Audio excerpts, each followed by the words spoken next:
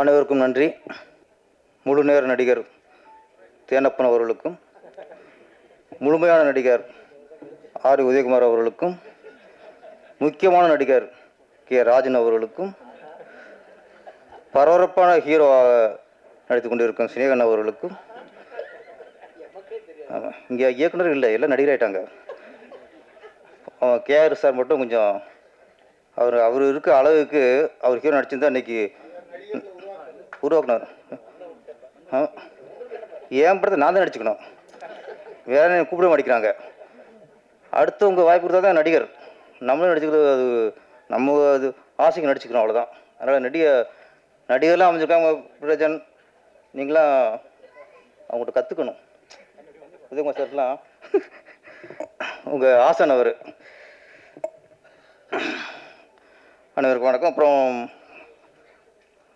KR அவர்கள், ஆமாம், ரொம்ப மென்மையானவர், ரொம்ப வன்மையானவர். ஆமாம், தேவ சங்கத்தில் தலைவராக இருந்திருக்காரு.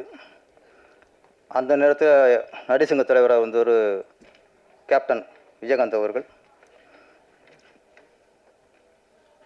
அப்போது ஒரு படத்துக்கு நான் இணை இயக்குனர்.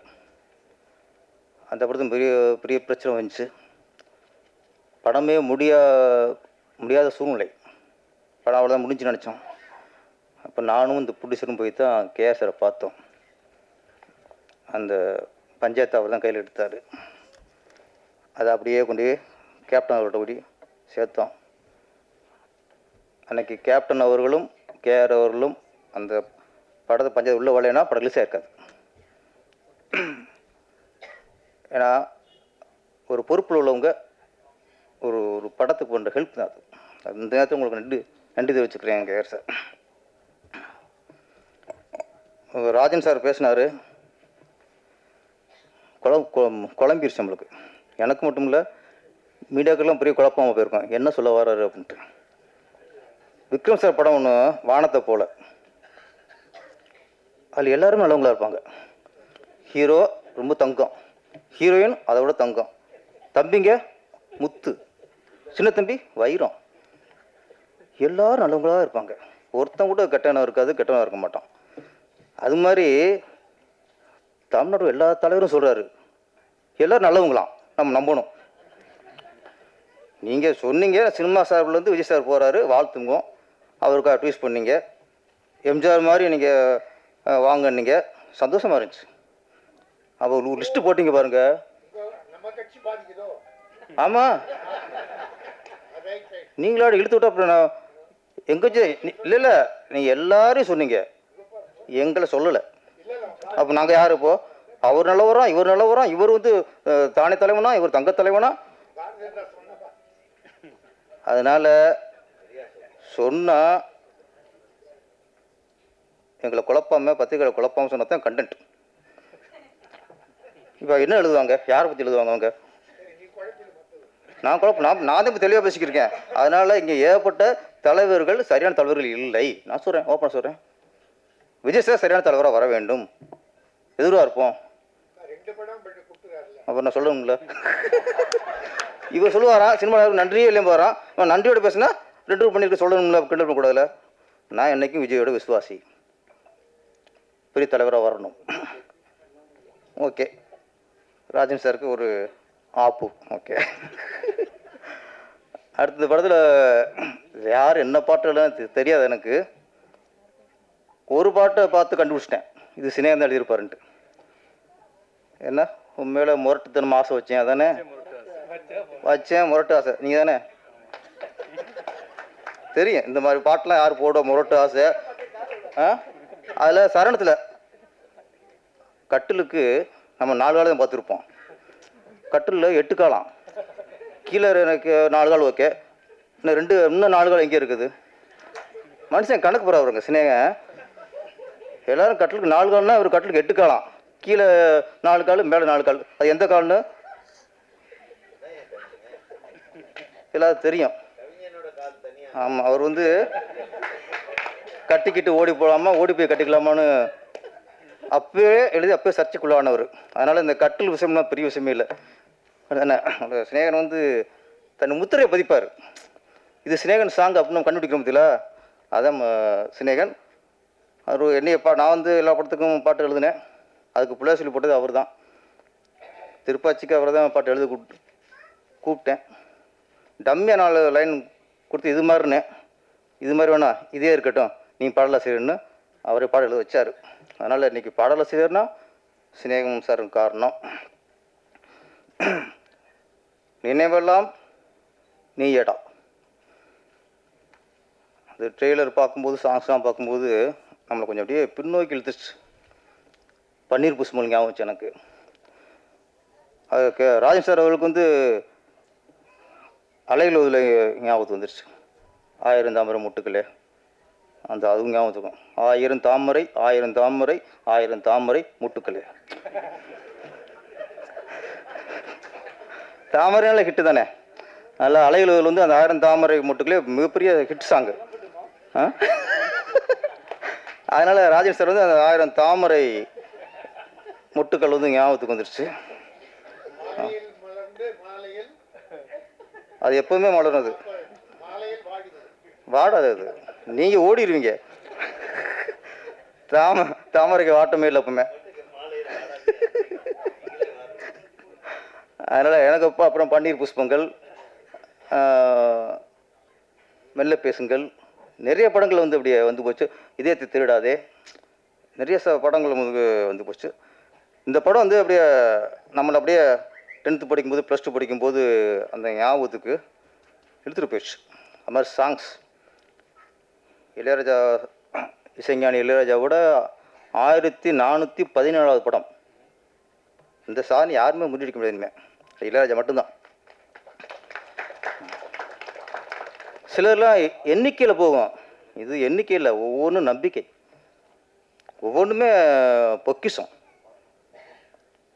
இல்லை அந்த பள்ளி பருவத்து பாடலாம் பார்க்கும்போது இன்னும் அப்படியே இசைஞானியோட திறமை இன்னும் அப்படியே இருக்குது. இந்த நேரத்தில் ஒரு நம்மளுக்கு ஒரு சின்ன வேதனையான விஷயம் என்னென்னா, நம்ம கொஞ்சம் சோகமாக இருக்கும்போது துக்கமாக இருக்கும்போது இளையராஜா சாங் கேட்டால் தான் அது மனதுக்கு ஒத்தடம் கொடுக்குற மாதிரி இருக்கும். அந்த சோகம் கொஞ்சம் குறையும். சிலர்லாம் துரோகம் பண்ணிட்டு அப்படி பண்ணும்போது அது படிக்காத படத்தில் பாட்டு வருமே, ஊரை தெரிஞ்சுக்கிட்டேன் உலகம் புரிஞ்சுக்கிட்டேன் கண்மணி என் கண்மணி. அது கேட்டாலே கொஞ்சம் குறைஞ்சிரும். ஆமாம், நிறைய சாங்ஸ் இளையராஜா சாங்ஸ்.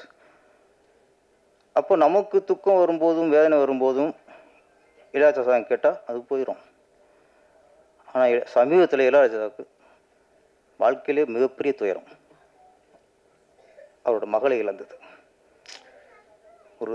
ஒரு மனிதனுக்கு என்னென்ன இழப்பு வரலாம், சொத்தை இழக்கலாம், தாய் தந்தையை இழக்கலாம், மற்ற சொந்தங்களை இழக்கலாம். பெத்த பிள்ளையை இழக்கிற மாதிரி ஒரு துயரம் ஒரு மனுஷனுக்கு எதுவுமே இல்லை.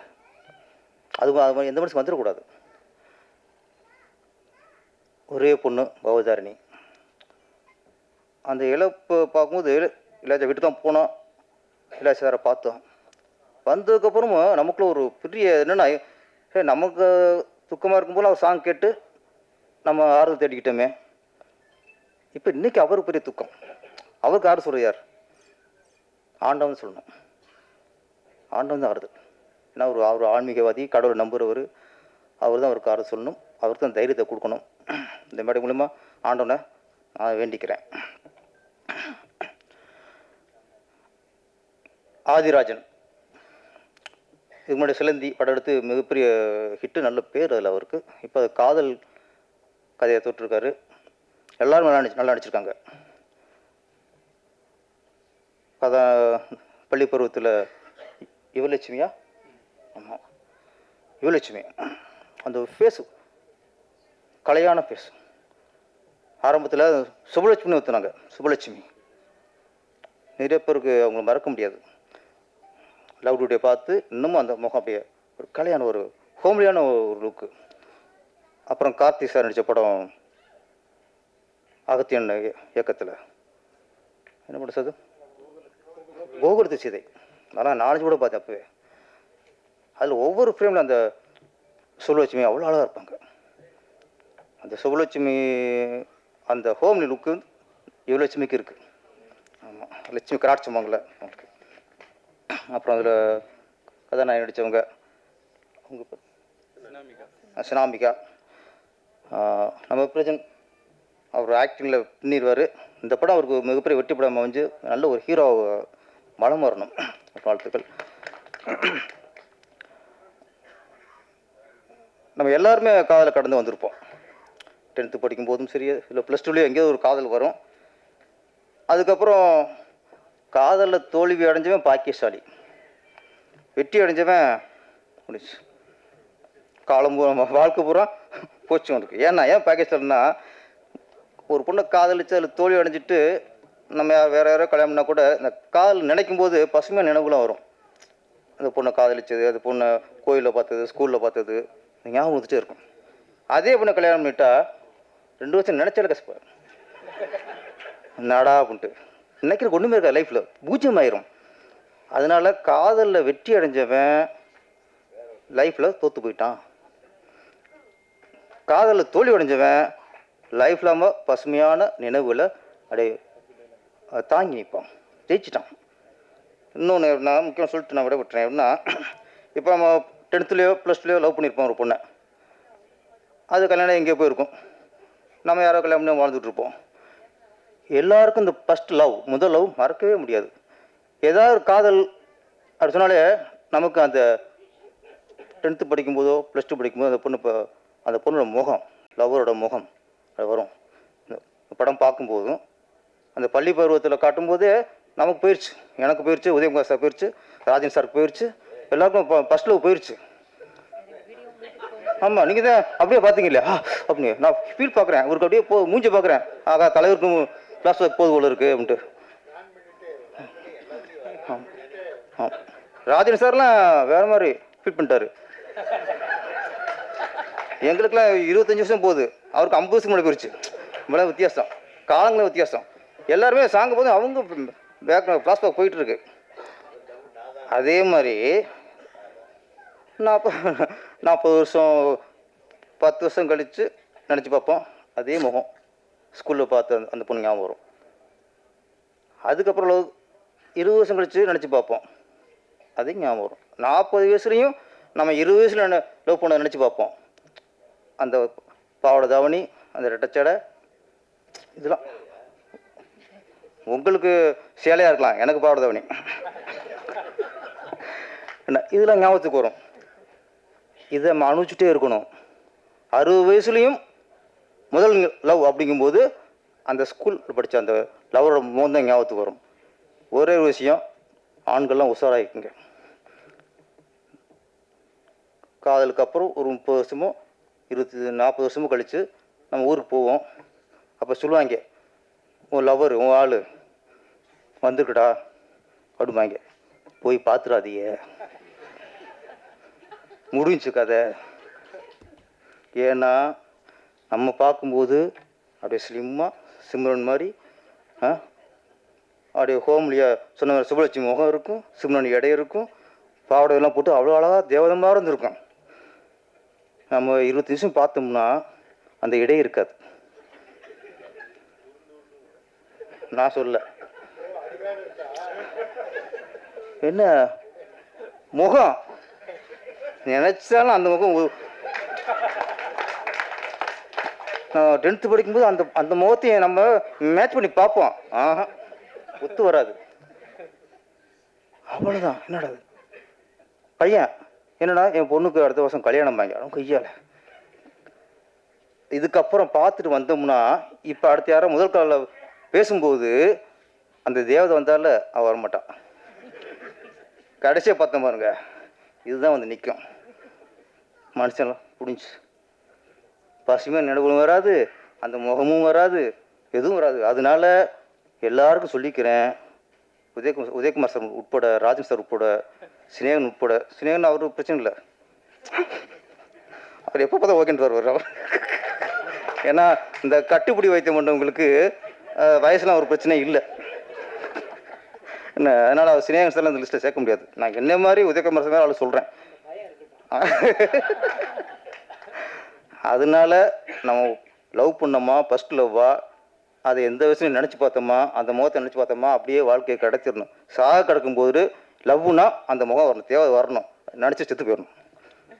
இடையில போய் 20 வருஷம் கழிச்சு ஒரு லவ்வரை பார்த்தோம்னா லைஃப் காலி. அதனால் பசுமையான நினைவுகளோடு வாழ்வோம், பசுமையான நினைவுகளோடு இருப்போம். முதல் லவ் நினைப்போம், முதல் காதல் நினச்சிட்டே இருப்போம். ஓஹா, வீட்டில் ஓர பெஸ்டணும் சார், இப்போ தான் வீட்டு ஞாபகம் வருது. சரி, சாரி. ஸோ ஓகே, இது இப்போ ஏதாவது இப்போ லவ் படத்தை காட்டி மெய் மறக்க வச்சு இதெல்லாம் பேச வச்சுருங்க. இவர் சந்திக்க போகிறேன். நன்றி, வணக்கம். இந்த படம் நினைவெல்லாம் நீயடா மிகப்பெரிய வெற்றி அடைய வேண்டும். ஆதிராஜன் வெற்றிகரமான இயக்குனராக உருவாக வேண்டும். பிரஜன் எல்லாரும் இங்கே நடித்த நடிகர் எல்லாருமே வெற்றி படத்தில் நடித்து மிகப்பெரிய புகழை அடைய வேண்டும். அனைவருக்கும் வணக்கம், நன்றி.